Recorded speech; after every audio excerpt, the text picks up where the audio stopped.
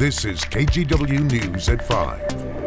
Hello on this Saturday night and welcome to KGW News. I'm Joe Ranieri. Tonight we're welcoming a new face to KGW News. This is Sarah Bagby, who's going to be doing a little fill-in for us. Welcome. Thank you. It's very nice to be here. I always wanted to be here. I recognize you from working with you in the past. That's right. And a past, it goes back 20 years, not today, anyways, but I was an intern when you were working at a station, another NBC affiliate in Eugene. That's right.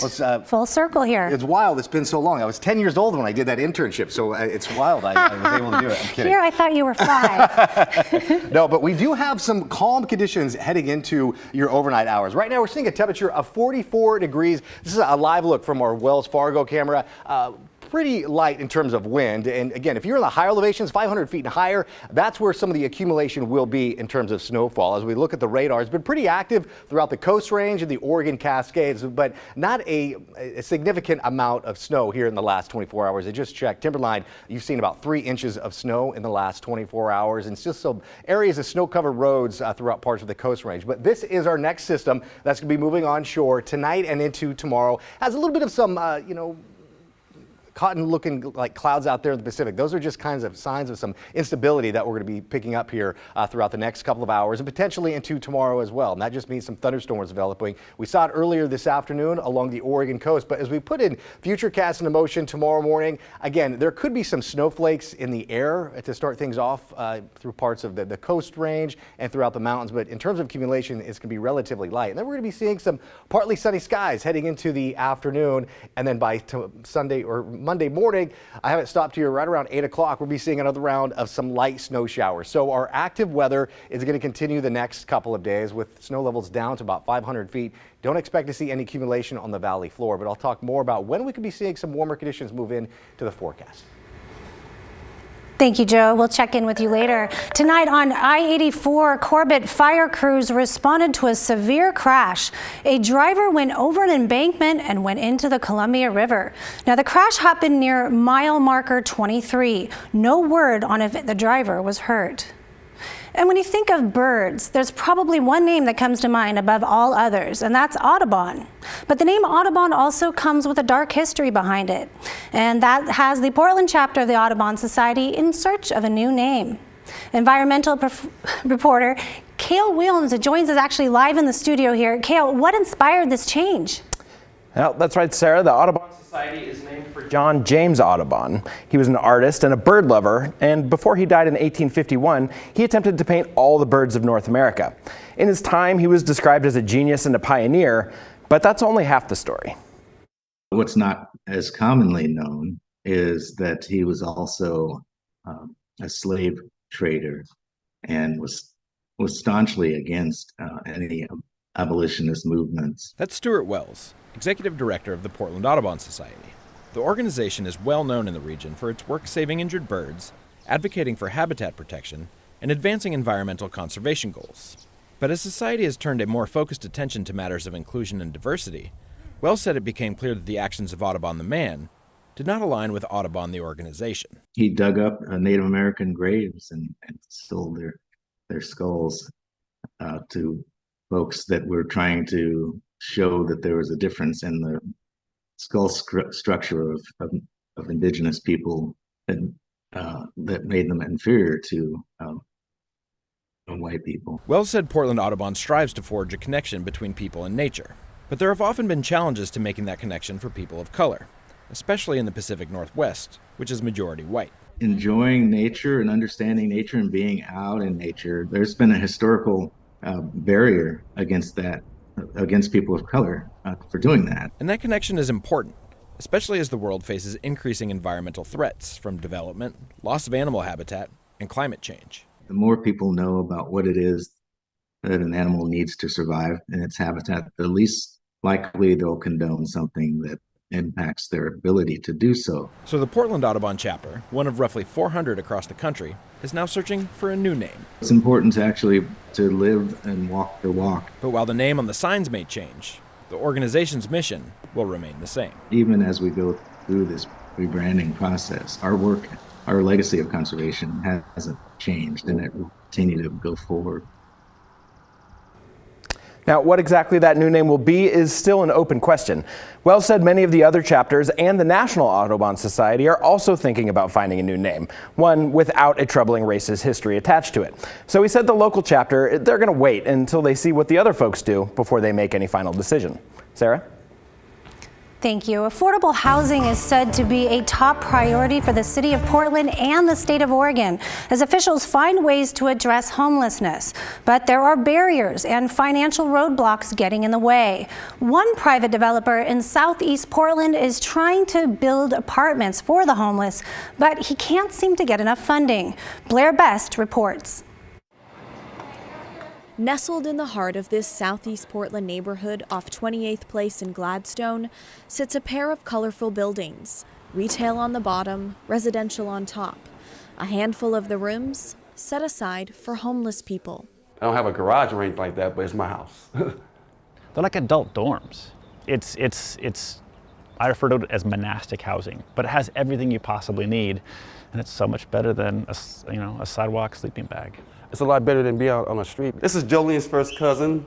I'm going up to my room. Just after the building opened 4 years ago, Marlon Crump traded in his sleeping bag for one of the studio apartments. It may not be an entire, like a big giant apartment. It may not be the Four Seasons, but it's home. The sink. I'm gonna make the world a better place by the people I impact with what I build. Kevin Kavanaugh runs the private development company behind the project. He partners with Join, a homeless nonprofit that finds people on the street to live there. I think it's a manageable amount of people. It's both residential and commercial.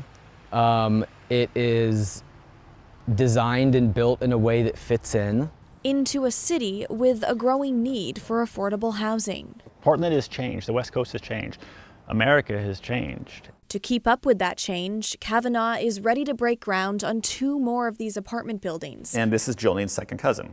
All those are bedrooms, tiny little bedrooms. But there's only one problem. I've got plans and drawings, I'm shovel ready, and I can't get out of the ground because of that bottleneck with money. He needs about $500,000. Because interest rates have doubled and construction prices have gone up. It's maddening.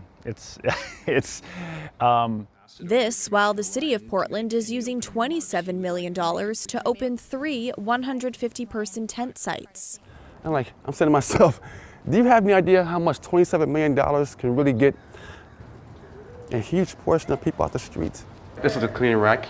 Crump, who's been homeless in Portland for roughly 11 years and pays about $450 a month to live here. And it's the window, to where you can believes affordable housing is what homeless people need, as opposed to the city's mass encampments or large-scale shelters. To me, a homeless shelter and a bed, it is not a solution.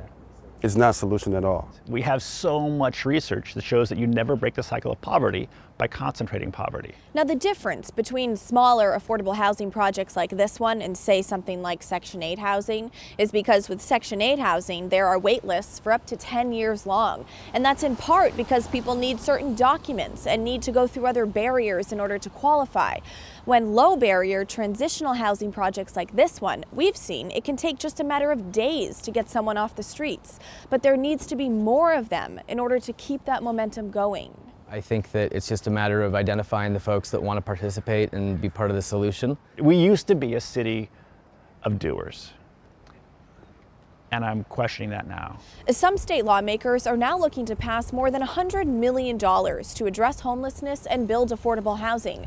They're hoping to pass that bill this month, but it's unclear if private developers like Kevin Kavanaugh will see any of that money. In Southeast Portland, Blair Best, KGW News. Clatsop County is part of the recent expansion for Governor Tina Kotek's emergency declaration on the homeless crisis statewide. Kotek made declarations shortly after taking office, but Clatsop and other coastal counties say they were unfairly left out. The declaration only applies to places where the homeless population increased by 50% or more from 2017 to 2022. Clatsop County says it's seen the highest rate of people who are homeless per capita in Oregon for the past 8 years, but initially that didn't appear to be enough to qualify. The county has submitted a formal request to be included, and Lincoln County is also trying to do the same. Now, food banks across Oregon are in dire need of support as more people face food insecurities. Governor Tina Kotek is urging the legislature to allocate millions of dollars to help. Now, this week, SNAP benefits through the federal COVID-19 food assistance program has ended.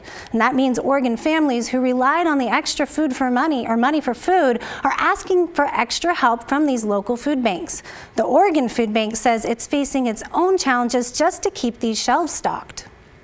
We are going through the highest rates of hunger that this country has seen since the Great Depression, since the 1930s. So 90 years ago was the last time we were at these rates of hunger. It was driven by the pandemic, the economic recession that came after the pandemic, then inflation, and the drawback of government benefits that were meant to help during the pandemic that are happening right now. Governor Kotek is asking the feds for a $7.5 million grant to support the Oregon Food Bank, and the food bank says that this amount would help get them through at least through June. Now, one way that you can help with this food shortage is through the annual KGW Great Food Drive. Now, it's happening this month, and our goal is to collect enough money and food to provide 1.2 million meals. Just last year, the Oregon Food Bank distributed 78 million meals. You can also help by supporting the food assistance programs. All you have to do is hop online and make a donation. Go to kgw.com/food drive. You can also drop off physical donations. Just go to any local Toyota dealer. You can just drop them off there. We also want to take a moment, though, to thank Rivermark Community Credit Union and Safeway, both of them, for supporting this year's drive.